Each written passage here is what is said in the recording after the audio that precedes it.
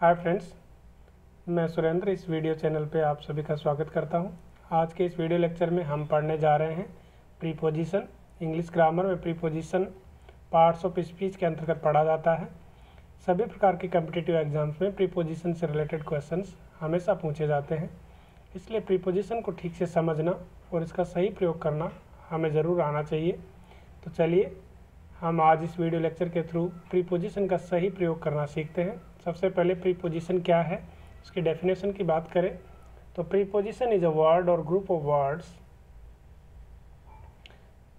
Words used before a noun, pronoun or noun phrase to show direction, time, place, location, spatial relationship or to introduce an object।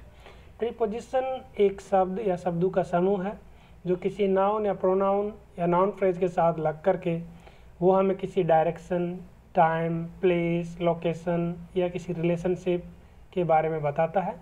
साथ ही साथ कभी कभी हमें किसी object से भी इंट्रोड्यूस करता है। स्टूडेंट्स, आपने in, up, on to, on, after, down, through, across ऐसे वर्ड्स के बारे में सुना होगा। ये सभी वर्ड्स प्रीपोजिशंस हैं। नीचे कुछ एग्जांपल्स दिए गए हैं जिनमें हम बात करेंगे कि किस तरीके से प्रीपोजिशन सेंटेंस में प्रयुक्त की जाती है। I prefer to read in the library, इस सेंटेंस में इन प्रीपोजिशन है। यहाँ पे जितने भी एग्जांपल्स दिए गए हैं जो प्रीपोजिशंस यूज हुई है उनको हमने ब्लैक इंक से दर्शाया है और उसको अंडरलाइन किया है। तो फर्स्ट सेंटेंस में इन प्रीपोजिशन है, he climbed up the ladder to get on to the roof. Second sentence में अप और ऑन टू दो प्रीपोजिशंस हैं। इसी तरीके से बाकी सेंटेंसेस में भी प्रीपोजिशन का यूज़ हुआ है। अब हमें ये जानना है कि प्रीपोजिशन कितने प्रकार की होती है और साथ ही साथ कौन सी प्रीपोजिशन को कौन से नियम के तहत यूज किया जाता है। तो इसको जानने के लिए हम आगे बढ़ते हैं।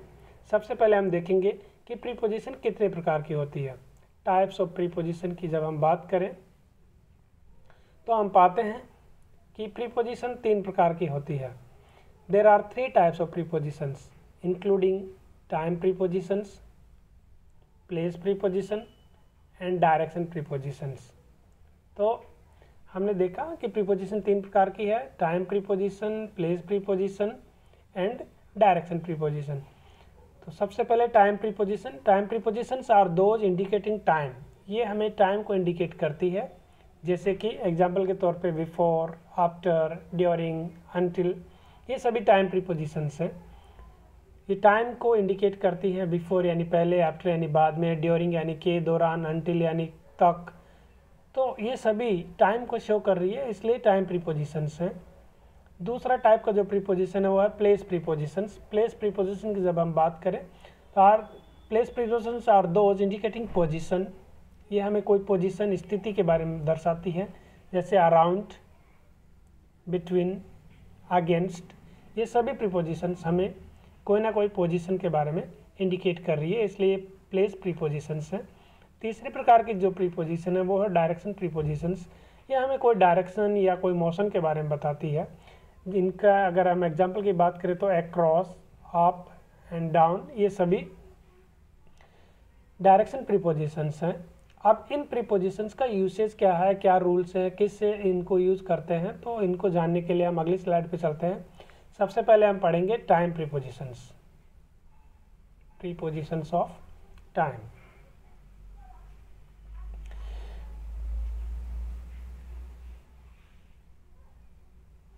Basic example of time prepositions include at, on, in, for, since, before, after etcetera. अगर हम टाइम प्रीपोजिशन की बात करें तो टाइम प्रीपोजिशन में हमें कुछ प्रीपोजिशंस हैं जो मूल रूप से टाइम प्रीपोजिशन के रूप में जानी जाती है। उनमें है at, on, in, for, since, before, after. They are used to help indicate when something happened, happens और विल हैपन। ये हमें ये इंडिकेट करती है कि कोई काम कब हुआ, कब होगा या कब होने वाला है। It can get a little confusing दो as many different prepositions can be used। ये टाइम प्रीपोजिशन थोड़ी कंफ्यूजिंग हो सकती है अगर हमें इसका सही रूल पता ना हो तो, क्योंकि एक ही जगह पे हमको कई बार ऐसा लगता है कि एक से अधिक प्रीपोजिशन का हम प्रयोग कर सकते हैं, लेकिन ऐसा होता नहीं है। तो सही इसका प्रयोग करने के लिए हम एक एक करके इन प्रीपोजिशंस को पढ़ते हैं।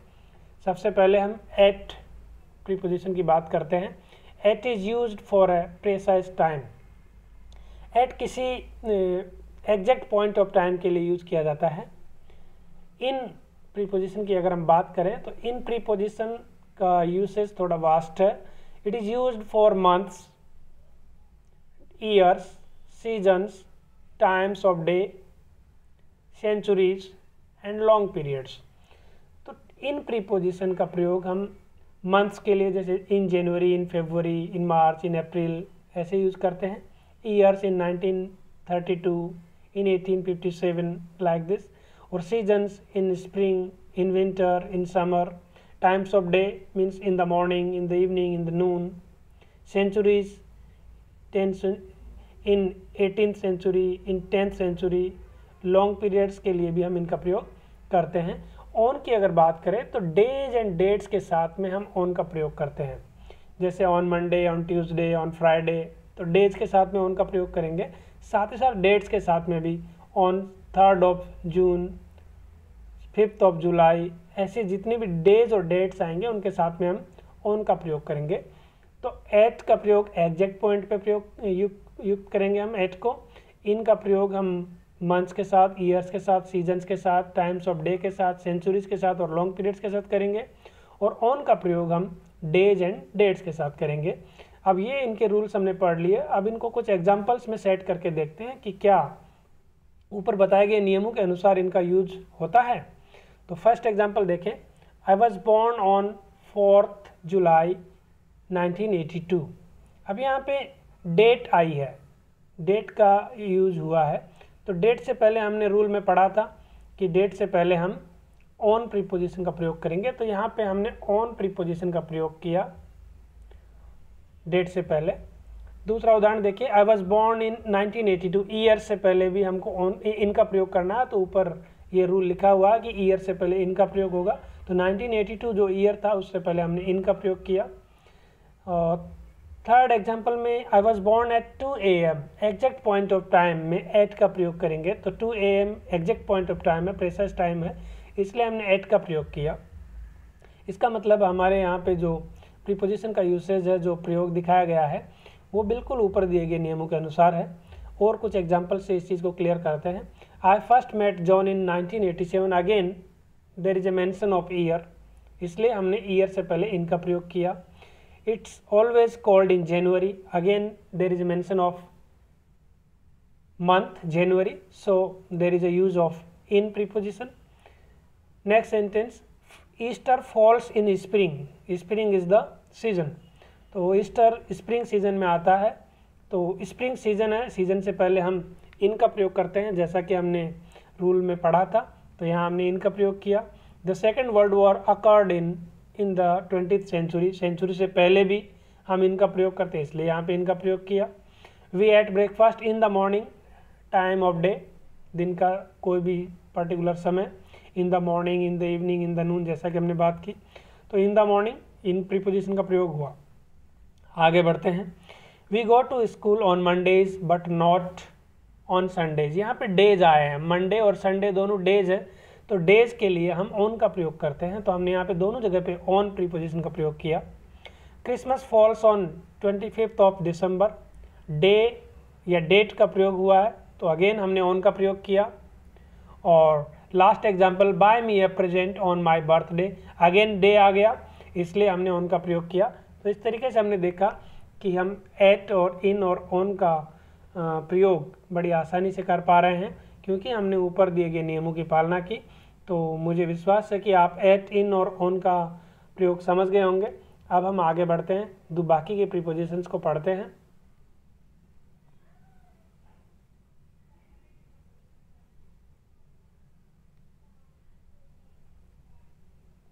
नेक्स्ट स्लाइड की ओर बढ़ते हैं। नेक्स्ट स्लाइड में हम बिफोर और आफ्टर का प्रयोग देखेंगे कि कैसे बिफोर और आफ्टर का प्रयोग किया जाता है। बिफोर एंड आफ्टर दोनों एक दूसरे के अपोजिट हैं। बिफोर यानी पहले, आफ्टर यानी बाद में। तो कोई पॉइंट, एग्जैक्ट पॉइंट से पहले कोई घटना होती है तो हम उसके लिए बिफोर का प्रयोग करते हैं। और अगर किसी पॉइंट के बाद में कोई घटना होती है तो हम उसके लिए आफ्टर का प्रयोग करेंगे। Before indicates a prior event, prior of period of time from a point. जैसा कि हमने बात की, बिफोर जो है वो इंडिकेट करता है कि कोई जो घटना हुई है वो पहले हुई है किसी पर्टिकुलर पॉइंट से। After indicates a following event, और आफ्टर जो है बाद की घटना के बारे में हमको बताता है। This preposition is the exact opposite of before. जैसा कि मैंने पहले बताया, आफ्टर और बिफोर एक दूसरे के अपोजिट है। आफ्टर बिफोर का अपोजिट है और बिफोर आफ्टर का अपोजिट है। कुछ एग्जाम्पल से हम इसको क्लियर करेंगे। Robin was very nervous before the interview. So interview की यहाँ पे बात हो रही है, इंटरव्यू की जो घटना है उससे पहले की बात है, तो हमने बिफोर यूज किया। इंटरव्यू से पहले रॉबिन बहुत उदास या नर्वस था। I want to leave before lunch, यहाँ भी लंच से पहले की बात हो रही है तो बिफोर आया। This batsman should not get out before the tea break, ये बैट्समैन टी ब्रेक से पहले आउट नहीं होने चाहिए, पहले की बात हो रही है, बिफोर का यूज किया हमने। Before going close all the Windows, जाने से पहले सारी खिड़की बंद कर दो, तो यहाँ भी जाने से पहले का जो पॉइंट है, जो एक्शन है, उससे पहले की बात हो रही है तो हम यहाँ भी बिफोर का यूज करेंगे। Robin felt confident after the interview, अब यहाँ पे इंटरव्यू के बाद की बात हो रही है, exact point of time interview है, इंटरव्यू के बाद की बात हो रही है, तो हम यहाँ पे जो आफ्टरवर्ड इवेंट्स हैं उनके लिए हम आफ्टर का प्रयोग करेंगे। यहाँ पे हमने आफ्टर का प्रयोग किया। I want to leave after lunch, lunch के बाद मैं जाना चाहूँगा, तो लंच के बाद की बात हो रही है तो आफ्टर का प्रयोग होगा। After playing football we went home, football खेलने के बाद हम घर गए, यहाँ भी फुटबॉल खेलने के बाद की चर्चा हो रही है तो हम यहाँ पर आफ्टर प्रीपोजिशन का प्रयोग करेंगे। आफ्टर और बिफोर प्रीपोजिशन काफ़ी इजी है और आप बड़ी आसानी से इनको समझ गए होंगे। तो हम आगे बढ़ते हैं और अगली स्लाइड पे चलते हैं। अगली स्लाइड में हम देखते हैं कि किस प्रीपोजिशन को यहाँ पे बताया गया है। इस स्लाइड पे हमको ड्यूरिंग और बाय प्रीपोजिशन का प्रयोग देखने को मिलेगा। During indicates period of time through out the course of duration और एनी इवेंट और एक्शन। जैसा कि नाम से ही लग रहा है, ड्यूरिंग मीन्स कोई ड्यूरेशन को ये शो करता है, कोई पीरियड ऑफ टाइम को बताता है कि कौन सा काम किस पीरियड के दौरान हुआ, तो वहाँ पे हम ड्यूरिंग का प्रयोग करेंगे। Bye means with in the extent और पीरियड ऑफ। बाय जो है हमेशा फ्यूचर टेंस में प्रयोग किया जाता है, समय के लिए किसी एग्जैक्ट पॉइंट को बताता है और एक्सटेंशन ऑफ टाइम को शो करता है, पीरियड ऑफ टाइम को शो करता है कि कब तक ऐसा होगा, कोई घटना कब तक होगी, उसको शो करने के लिए हम बाय का प्रयोग करते हैं। यहाँ पे कुछ एग्जांपल्स दिए गए हैं, उनसे हम इस चीज़ को और अच्छे से समझ पाएंगे। Robert was sleeping during the film, तो फिल्म जब से शुरू हुई तब से जब तक एंड हुई, पूरी फिल्म के दौरान रॉबर्ट जो है स्लीप कर रहा था, सो रहा था, तो ये पीरियड ऑफ टाइम है। फिल्म के चलने का जो पीरियड था उस पीरियड में रॉबर्ट सो रहा था, इसलिए हमने ड्यूरिंग का प्रयोग किया। They don't talk during dinner, dinner खाने के दौरान वो बात नहीं करते हैं, तो यहाँ भी एक पीरियड ऑफ टाइम की बात हो रही है, the period during which the people take their dinner, तो पीरियड ऑफ टाइम की बात हो रही है यहाँ पे। यहाँ भी हमने ड्यूरिंग का प्रयोग किया, इसीलिए I don't usually smoke during office time. यहाँ पे जो स्पीकर है वो बता रहा है कि ऑफिस टाइम के दौरान वो स्मोक नहीं करता है, तो यहाँ भी ऑफिस टाइम जो उसका वर्किंग आवर्स है उस पीरियड ऑफ टाइम की बात हो रही है, तो हमने अगेन ड्यूरिंग प्रीपोजिशन का प्रयोग किया। अगले कुछ एग्जांपल्स में देखते हैं बाय का प्रयोग कैसे दिखाया गया है। I will complete the assignment bye Sunday, मैं संडे तक अपना असाइनमेंट कंप्लीट कर दूंगा। जैसा कि मैंने कहा, बाय का प्रयोग हम फ्यूचर टेंस में किसी घटना को बताने के लिए प्रयोग में लेते हैं। और I will complete the assignment bye Sunday, यहाँ पे जो स्पीकर वो बोल रहा है कि मैं संडे तक असाइनमेंट कर दूंगा। तक सेंस इसमें आता है, हिंदी अगर शब्द की बात करें तो संडे तक, तो तक का सेंस इसमें आता है। नेक्स्ट एग्जाम्पल देखें, he will return by 6 PM, वो 6 बजे तक वापस आ जाएगा। अगेन सेम सेंस यहाँ पे आया। I will submit the list by 11 AM, 11 बजे तक मैं लिस्ट सबमिट कर दूंगा। इसमें भी किसी एग्जैक्ट पॉइंट ऑफ टाइम तक की लिमिट यहाँ पे शो की गई है, तो एक्सटेंट यहाँ पे दिखाया गया है। तो इस स्लाइड में हमने देखा कैसे ड्यूरिंग और बाय प्रीपोजिशन का प्रयोग किया जाता है। ये भी इतना टफ नहीं है समझने के लिए, काफ़ी आसान है और आप लोग समझ गए होंगे कि ड्यूरिंग प्रीपोजिशन का प्रयोग कहाँ करते हैं और बाय प्रीपोजिशन का प्रयोग कहाँ करते हैं। आगे के टाइम प्रीपोजिशन को जानने के लिए हम नेक्स्ट स्लाइड पे चलते हैं। सिंस और फॉर समझने में काफ़ी आसान है, लेकिन अगर जानकारी नहीं हो तो हमसे गलती हो सकती है इनका यूसेज, इनका प्रयोग करने में। तो एक बार देखें, सिंस हमको वहाँ यूज़ करना है जहाँ पे किसी पॉइंट ऑफ टाइम की बात हो रही है। पॉइंट ऑफ टाइम जहाँ भी होगा वहाँ पे सिंस का प्रयोग करेंगे, और पीरियड ऑफ टाइम जहाँ पे होगा वहाँ पे हम फॉर का प्रयोग करेंगे। इसका एक बार देख लो डेफिनेशन क्या है और इसके मीनिंग क्या है। Since indicates a point of time और time span beginning in a time in the past and still continuing in the present. मतलब कहने का यह है कि कोई घटना पास्ट में शुरू हुई और अभी भी प्रेजेंट टाइम में भी वो अभी भी कंटिन्यूएशन में है, तो ऐसी घटना को बताने के लिए हम सिंस प्रीपोजिशन का प्रयोग करते हैं। दूसरी तरफ फॉर की अगर बात करें तो for indicates a period of time, amount of time in the past, present और फ्यूचर। प्रेजेंट टेंस हो, चाहे पास्ट टेंस हो, चाहे फ्यूचर टेंस हो, जब कभी भी पीरियड ऑफ टाइम की बात आएगी, अमाउंट ऑफ टाइम की बात आएगी, तो हम वहाँ पे फॉर प्रीपोजिशन का प्रयोग करेंगे। अब कुछ एग्जांपल्स हैं, उनके थ्रू हम इसको देखते हैं।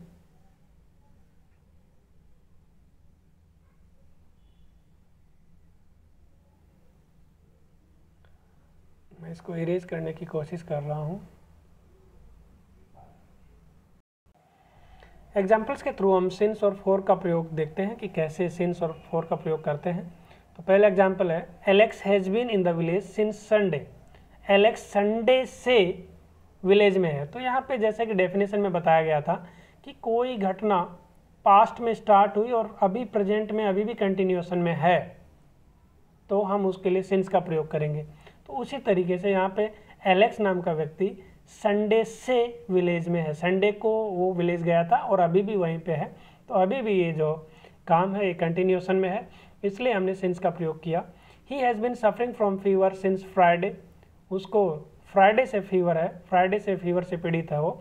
तो फ्राइडे को फीवर हुआ था और अभी भी फीवर से वो कंटिन्यूएशन में पीड़ित चल रहा है, इसलिए यहाँ पे हमने सिंस का प्रयोग किया। Next example, Robin and Susan have been friends since childhood. Robin और सुसान बचपन से मित्र हैं, मीन्स वो बचपन में मित्र बने थे और उनकी मित्रता अभी भी कंटिन्यूएशन में है, इसलिए अगेन हमने सिंस का प्रयोग किया। और ये पॉइंट ऑफ टाइम भी है childhood, exact point of times के लिए भी हमने सिंस का प्रयोग करना है। अगले कुछ यूसेज में हम फॉर का प्रयोग देखेंगे। He stayed there for 4 days। तो यहाँ पे 4 days पीरियड ऑफ टाइम है, इसलिए हमने फॉर का प्रयोग किया। He will be staying there for 5 months। इस एग्जाम्पल में 5 months again period of time है, इसलिए हमने फॉर का प्रयोग किया। I will work with them for a year. 1 साल तक मैं उनके साथ काम करूँगा। 1 साल का पीरियड ऑफ टाइम, अगेन हमने पीरियड ऑफ टाइम के लिए फॉर का प्रयोग किया। He was standing there for a long time. वो वहाँ लंबे समय से खड़ा था, तो लंबा समय की एक अवधि है, उस अवधि के लिए अगेन हमने फॉर का प्रयोग किया। तो इस तरीके से हमने देखा कि कैसे सिंस और फॉर का प्रयोग किया जाता है। एक बार फिर से इस चीज़ को मैं मेंशन करूंगा, आप लोग कंफ्यूज ना हो। जहाँ कहीं भी पीरियड ऑफ टाइम, समय की अवधि की बात हो, फॉर का प्रयोग करना है, और पॉइंट ऑफ टाइम, जहाँ कहीं भी समय के एग्जैक्ट पॉइंट की बात हो रही हो, तो सिंस का प्रयोग करना है। और सिंस का प्रयोग वहाँ भी हम करते हैं जहाँ पे कोई घटना पास्ट में शुरू हुई हो और अभी प्रेजेंट में भी, जब स्पीकर बात बोल रहा है उस समय भी वो कंटिन्यूएशन में हो, तो हम सिंस का प्रयोग करेंगे। तो इस तरीके से हमने इस स्लाइड में देखा कि कैसे सिंस और फॉर का प्रयोग करते हैं। अगली स्लाइड की ओर आगे बढ़ते हैं। इस स्लाइड में हम सीखेंगे फ्रॉम, टू, अनटिल और टिल का प्रयोग। कैसे फ्रॉम का प्रयोग करते हैं, कैसे अनटिल का प्रयोग करते हैं, और इनका सही प्रयोग कैसे किया जाता है, तो इस स्लाइड में हम सीखेंगे इस चीज़ को। From to indicates fixed time span. ये किसी फिक्स टाइम स्पेन की बात करते हैं, जैसे कोई चीज़ कब शुरू हुई और कब ख़त्म हुई। जैसे मान लो 9 बजे पिक्चर शुरू हुई और 12 बजे ख़त्म हुई, तो 9 से 12 का जो टाइम वो फिक्स टाइम स्पेन हो गया। तो बिगनिंग के टाइम के लिए हम फ्रॉम का यूज़ करेंगे और एंडिंग टाइम से पहले हम टू का प्रयोग करेंगे। तो इस तरीके से फ्रॉम और टू का प्रयोग किया जाता है। अनटिल और टिल की बात करें, इंडिकेट्स ए स्पेसिफिक और अनस्पेसिफिक टाइम। ये किसी स्पेसिफिक टाइम को भी बताते हैं और अनस्पेसिफिक टाइम को भी बताते हैं। वो टाइम के साथ इवेंट भी हो सकती है, जो किसी एक पॉइंट ऑफ टाइम के लिए शो हो रहा है तो हम वहाँ पे until और till का प्रयोग करेंगे। till and until mean the same thing. यहाँ पे आप कंफ्यूज ना हो कि till और until अलग अलग प्रीपोजिशंस हैं। प्रीपोजिशन अलग अलग हैं लेकिन इनकी मीनिंग सेम है, इनकी मीनिंग सेम है, इसलिए सेम कॉन्टेक्स्ट में इन दोनों को अल्टरनेटली यूज किया जा सकता है। आप till यूज करेंगे तब भी सही है, until यूज करेंगे तब भी सही है। They indicate how long something will happen और व्हेन इट विल स्टार्ट और एंड। ये till और until इस चीज़ को इंडिकेट करती है कि कोई काम कितनी देर तक होने वाला है और ये कब स्टार्ट होगा और कब ख़त्म होगा। तो चलिए इनके प्रयोग को हम देखते हैं। सबसे पहले फ्रॉम और टू को देखते हैं। इनके एग्जांपल्स हैं, देखिए यहाँ पे I worked there from 2010 to 2017। अब यहाँ पे हम बात करें 2010 से 2017 की, तो बिगनिंग पॉइंट से पहले हमने फ्रॉम का यूज़ किया। 2010 जो बिगनिंग पॉइंट है उससे पहले हमने फ्रॉम का यूज़ किया और एंडिंग पॉइंट 2017 उससे पहले हमने टू का प्रयोग किया। जैसा कि हमने इसके रूल में पढ़ा था कि ये टाइम स्पेन के बारे में, फिक्स टाइम स्पेन के बारे में बताता है और जो टाइम स्पेन जहाँ बिगिन होता है, शुरू होता है, वहाँ फ्रॉम का यूज़ होगा और एंडिंग पॉइंट जो टाइम पीरियड है उससे पहले हम टू का प्रयोग करते हैं। अब अकॉर्डिंगली यहाँ पे इसका प्रयोग किया गया। नेक्स्ट एग्जांपल देखें, I usually work from Saturday to Thursday.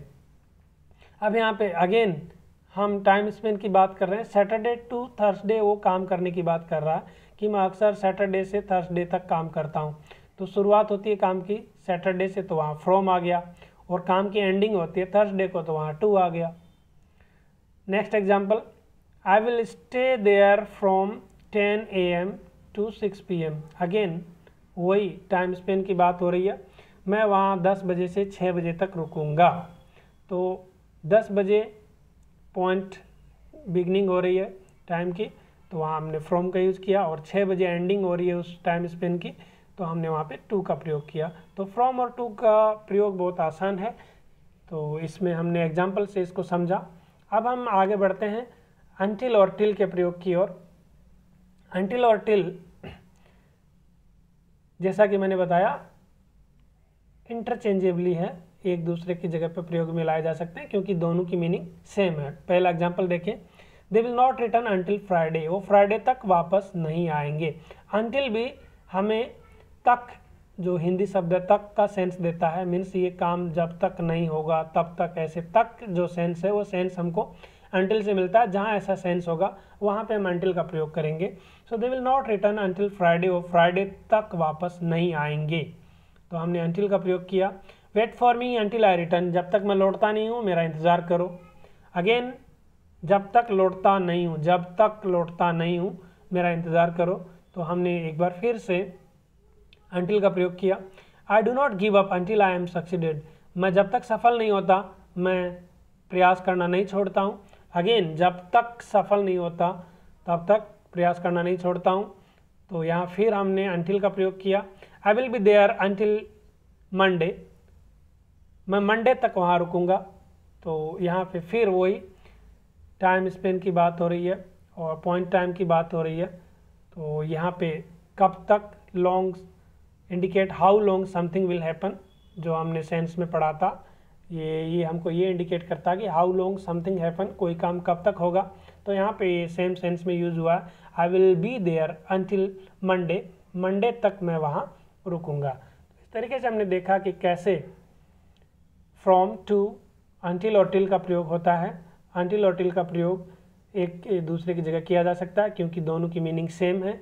अगर हम इनकी हिस्ट्री के पीछे जाएं तो टिल जो है अंटिल से पुराना शब्द है, टिल पुराना शब्द है और अंटिल क्या बाद में इसका, अंटिल बाद में इसका खोज हुआ, इसको बाद में एक नया वर्ड इजाद अंटिल के तौर पे किया गया।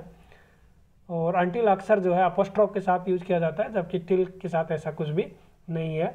तो इस वीडियो में आपने देखा कि कैसे हम प्रीपोजिशन ऑफ टाइम का प्रयोग करते हैं। जो रूल्स हैं उनको आपने बड़ी आसानी से समझा, उनके प्रयोग को आपने सेंटेंस और एग्जांपल्स के थ्रू देखा भी।